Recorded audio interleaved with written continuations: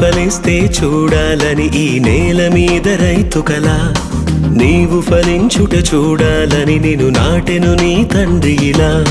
భూమి ఫలిస్తే చూడాలని ఈ నేల మీద రైతు కల, నీవు ఫలించుట చూడాలని నిన్ను నాటెను నీ తండ్రి ఇలా. ఊర్ధ్వలోకపు రైతులు చేసే వ్యవసాయంలో నరమొక్కలం, ఆత్మ ఫలములు ఫలించాలని ప్రేమతో నాటిన విత్తులం. ఒకే తండ్రి సంతానం ఈ భూమి మీద ప్రతి జనం, ఒకే రీతిగా